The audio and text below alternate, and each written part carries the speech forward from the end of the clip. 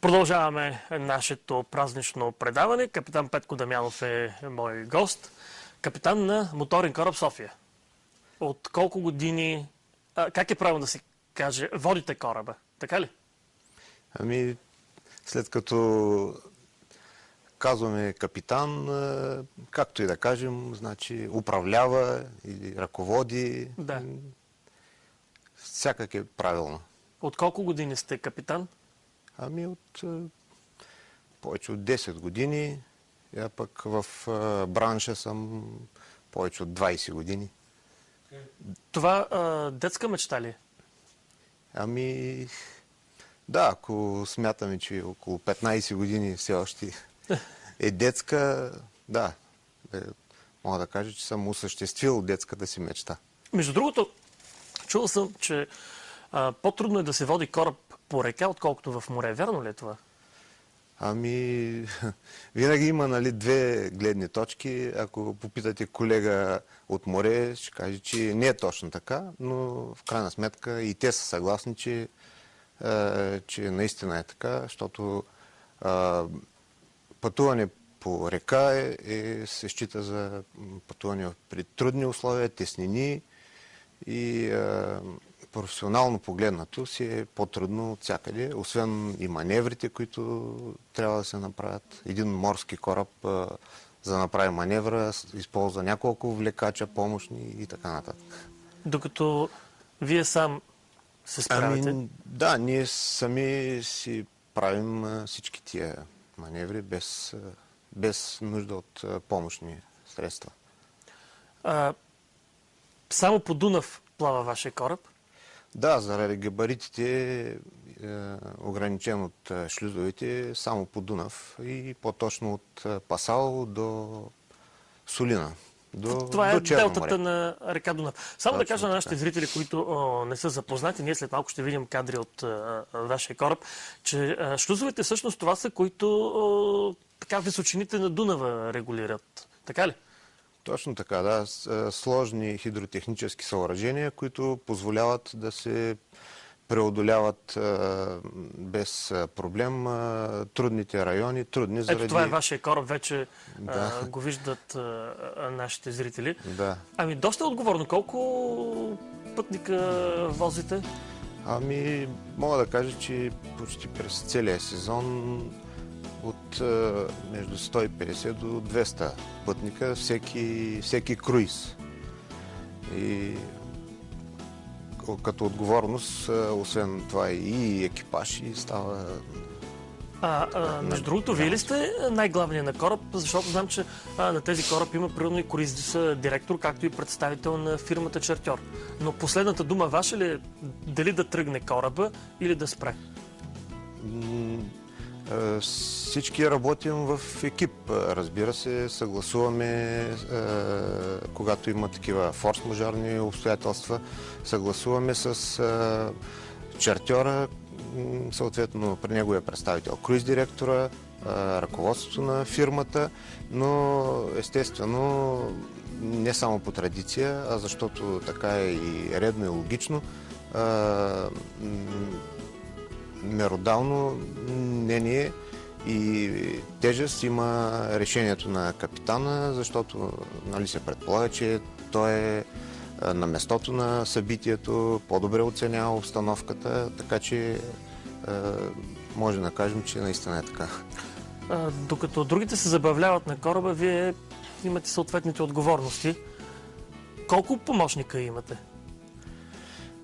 Ами, значи, трима сме общо, трима компетентни, правоспособни капитани. Мога да кажа, всеки от колегите би могъл да взема тая длъжност. Преди години бяха доста повече, но вече тенденцията е такава навсякъде и техниката е вече на по-високо ниво и позволява с по-малко хора да се обслужва кораба. Така че сме трима капитани, което ни позволява 24-часово пътуване нон-стоп. Като че ли в горната част на Дунав, вече към Австрия, Германия, там съм виждал, че едва ли не става като магистрала, страшно много пасажирски кораби. Там ли е най-трудно да се управлява кораба? Ами там концентрацията на кораби наистина е най-голяма, но за трудност е относително и съответно веднага, нали, може да кажем, опасно. Също е относително по-трудно бих казал, че е в българския, румънския участък. Тоест неизвестното е опасно, защото нашия участък, който е не само наш, е съвместен с румънския, е почти винаги свързан с нещо неизвестно. И което си има съответната тръпка, но в същото време си е и опасно. А в кой участък на... Ето, тук виждаме в момента картина, едва ли не като магистрала. А в кой участък на Дунава управлявате само вие? Не давате на абсолютно никого друг да кара, защото този участък наистина е така с концентрация на опасности. Ами аз, както казах преди това, всеки от колегите, които в момента сме на кораба, всеки е достатъчно компетентен и няма проблеми за такъв участък, но в случаите, когато има много ниска вода или някаква друга ситуация, да речем точно в нашия българския участък през летния период, често се случва много ниско ниво, заседнали съдове, кораби и трябва да едва ли не да се намери нов път, фарватер, който понякога е в рамките на 20-30 метра ширина и в тия случаи просто капитана така или иначе трябва да бъде. А иначе другото си е рутинно. Работите предимно с немски туристи, те са изключително деликатни, но предполагам, че и сред тях има хора така с изключителна компетентност, които идват при вас на мостика и може би дават някакви съвети или любопитстват. Как се справяте с такива пътници? Ами да, мога да кажа, че немските туристи, по мое мнение, са туристи мечта, защото те са много дисциплинирани, изпълнителни, точни във всяко отношение. Естествено, има такива, които проявяват интерес или които също са пътували няколко пъти или пък са работили в немския участък и имат разни познания, но не бих казал, че чак съвети, просто проявяват интерес и любопитство. Стремим се да им отделяме достатъчно внимание и да задоволим интереса, защото нашата работа е в края на краищата да сме в услуга на пътниците, да се чувстват добре, максимално добре на кораба. Така че интересно и за двете страни. Пътувате до делтата на река Дунав. Влизате ли навътре в морето? Там след нулевия километър с кораба? Да, след нулевата миля, малко след нея, там където е местото за рондон, за поворот. По принцип, с разрешение на администрацията Солина, може да влезе кораба и по-навътре, но с оглед разписанието, понеже е разчетено до минути, за да не закъсняваме, не влизаме много навътре. Освен това, съществува и известен риск от силен вятър и естествено и вълни да се появят. Има ли интерес към моряшката професия? Идват млади момчета при вас. Работи ли им се това или... Ако кажа, че интереса не е чак такъв както преди, ще прозвучи сигурно, както на мен ми се е струвало преди 20 години по същия начин. Но като цяло, може би, интереса и специално към капитанската професия ми се струва, че е намалял. съвсем различно от преди 15-20 години, когато имаше по-ограничени възможности и професии, такива свързани с, да кажем, излизане извън граница. Сега има свобода на избор и много възможности. Има наистина момчета, които, завършвайки техникума, и идват с много голямо желание и дават всичко от себе си, т.е. отделят и от свободното си време, за да могат бързо да натрупат знания и опит. Има наистина такива и тези, които искат, могат за много кратко време да постигнат успех. Днес от 11 часа в гимназията по речно корабостроение и корабоплаване в Русе ще се направи водно кръщение на деветокласниците. Подробностите ще видите в новинарските ни емисии през деня. Как точно ще стане това? Наистина на мен лично ми е доста любопитно, но преди това Даниела Димитрова потърси отговор на въпроса: има ли интерес все още към моряшката професия? Романтична, тежка и опасна. Така с 3 думи описват моряшката професия младежите от гимназията по речно корабостроене и корабоплаване в Русе. Въпреки че училището е с дългогодишни традиции в подготовката на високо квалифицирани кадри, в последните години има по-слаб интерес към предлаганите специалности. В момента в гимназията се обучават едва 160 деца. Освен демографската криза, има и друга причина за намаления прием. Това са регулирани професии.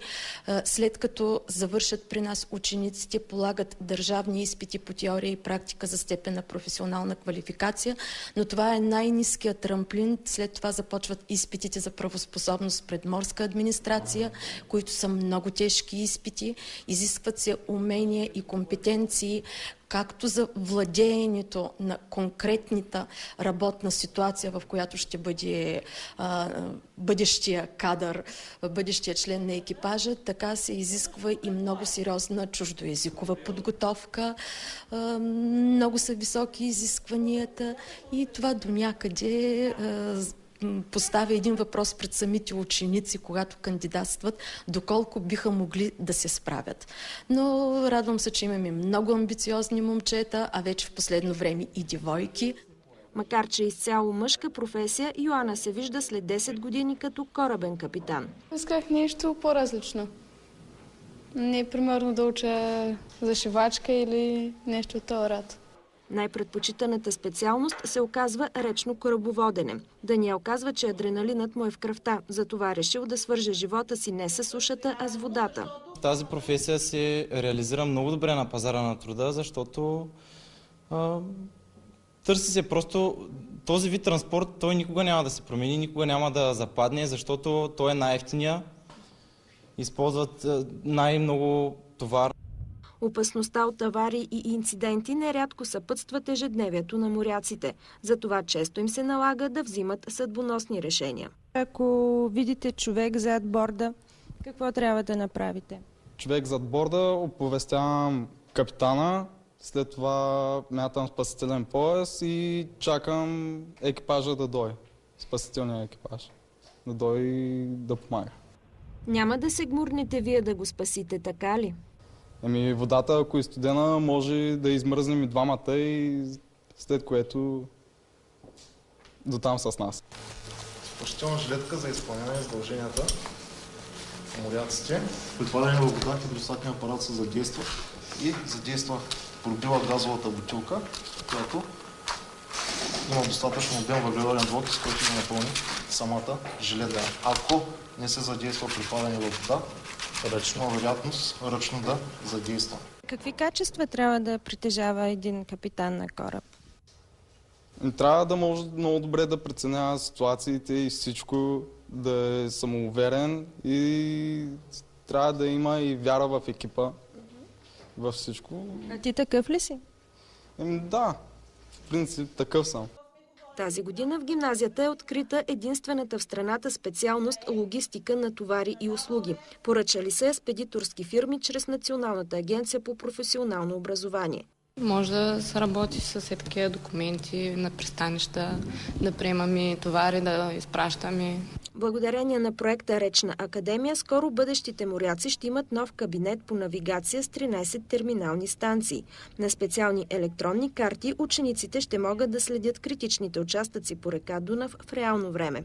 Въпреки опасностите, които крие моряшката професия, над 30 000 наши сънародници се препитават по вода, като само 10% от тях работят под български флаг.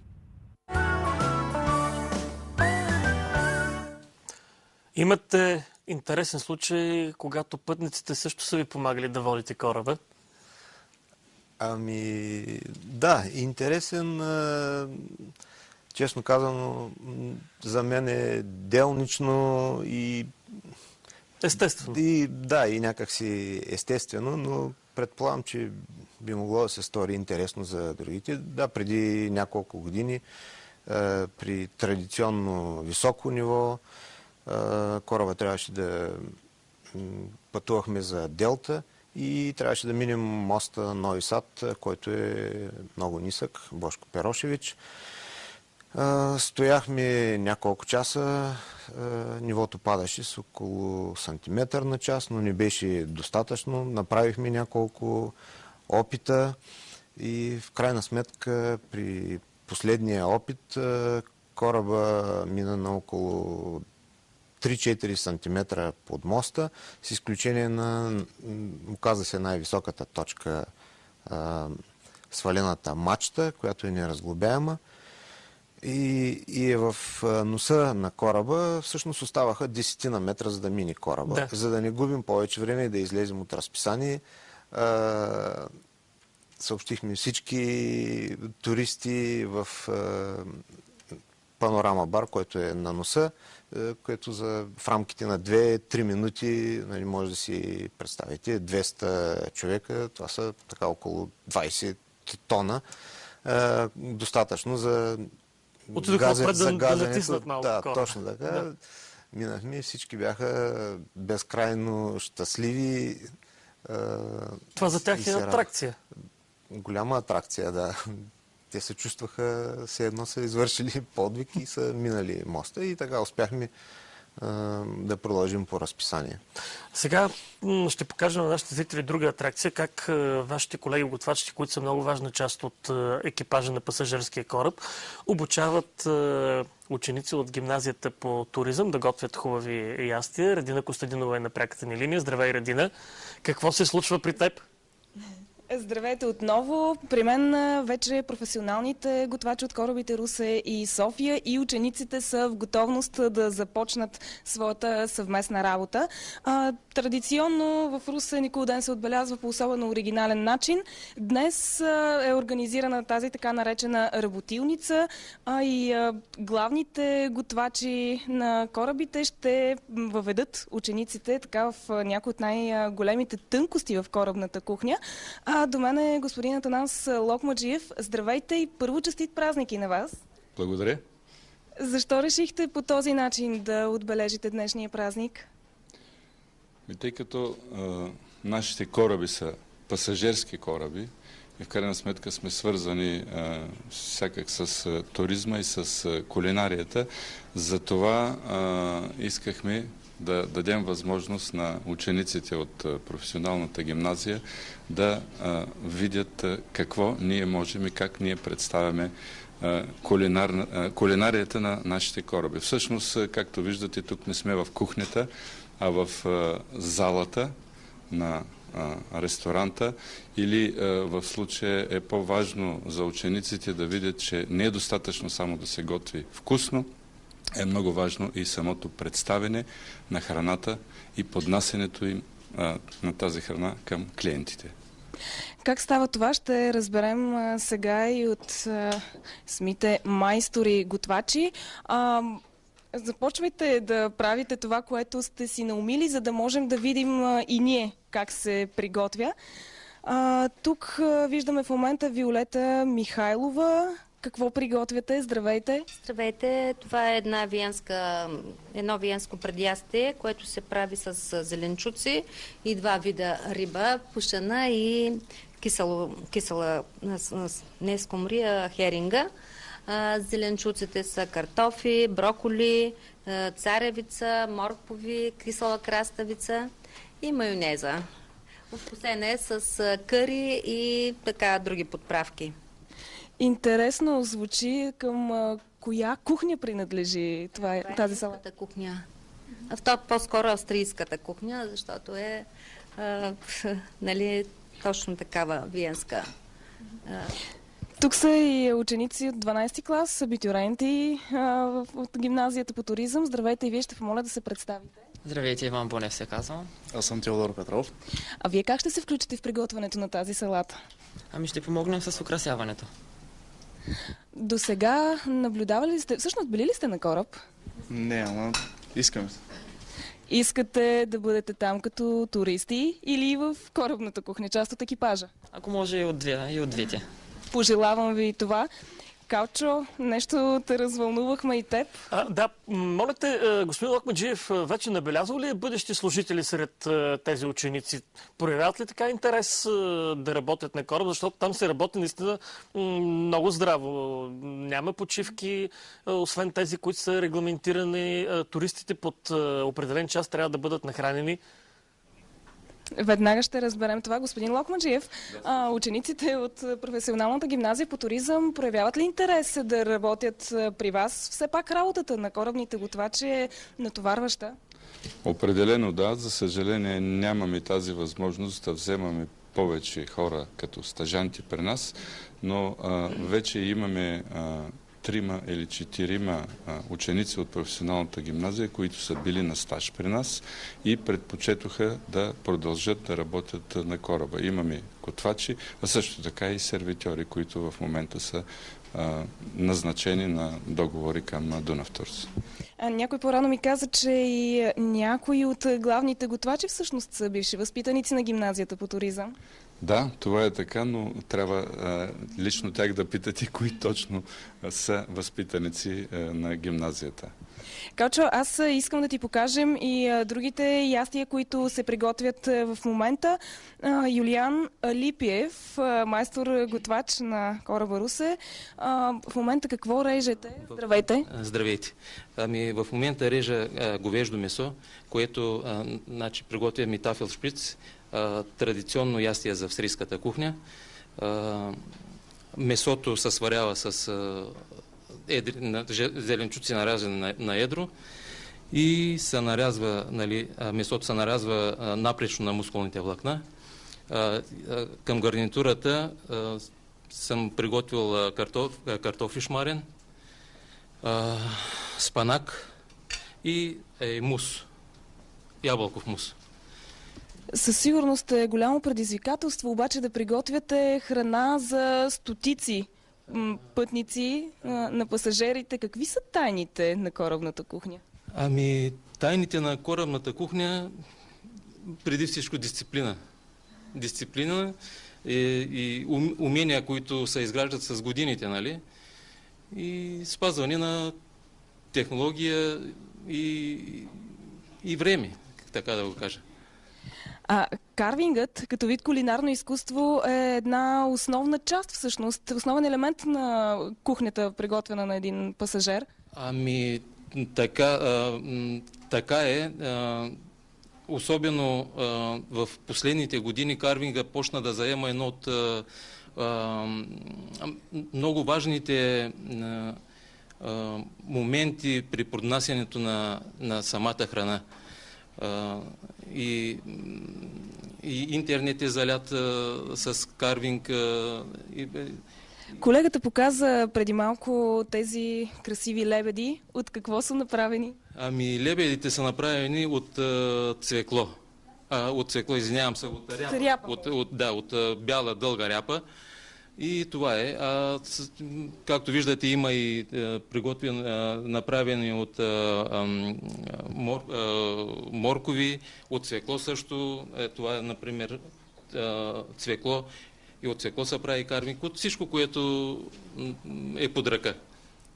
Благодаря. Ние отиваме вече към третата маса, където се приготвят едни сладки изкушения. В момента Анка Господинова е в главната роля. Здравейте!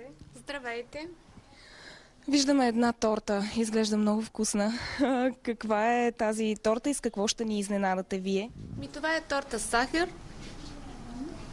Какво да ви кажа за нея? Тя е австрийски десерт с запазен лиценз. Ние сме се постарали да я възпроизведем.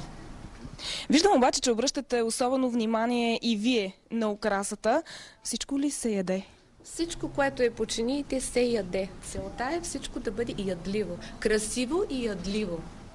Това уточнение, което направихте по чиниите, е добре, тъй като ще да ви питам и тези цветя да не би да са захарни и да се... Те са за декорация на масата.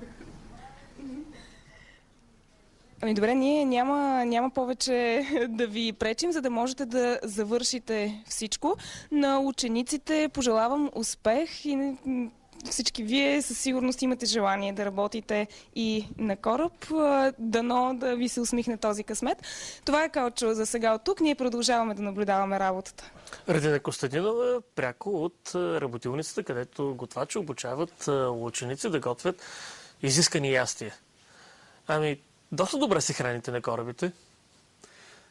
Ами, работата е такава, спецификата на работата и... Готвача, така може би се нарежда след вас по внимание, където пътниците така го ухажват. Няма да излъжа, че на коктейла поздравителния, а най-вече и на коктейла за изпращане, най-силните овации са, когато представям главния готвач. Радват се много и значи са доволни туристи, което е най-важно за нас, разбира се. Мечтаете ли си за нов кораб? Да управлявате нов кораб или вече има толкова много техника, че не е някакво предизвикателство така да водиш кораб? Ами, да, всеки иска да бъде на нов смисъл, да сменя от време на време кораба, но в края на краищата работата е една и съща. Най-важното е екипа, с който работим. След като всичко върви добре. Това е по-важното. Екипа да е добър, пък кораба. Това е по-важно и той ще бъде добър, ако може работата да носи удоволствие. Ами аз ви благодаря за това участие. Пожелавам ви хубав празник днес. Все пак той е и ваш празник. Нашите зрители пожелавам приятни почивни дни и останете с програмата на БНТ 2.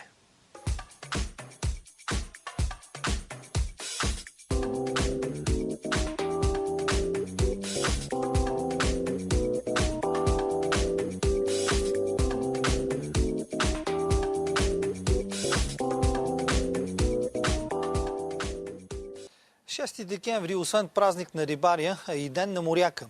Морско кръщение получиха на Николден учениците от гимназията по речно корабостроене и корабоплаване в Русе. Лично бога на моретата, реките и езерата Нептун ръководеше ритуала.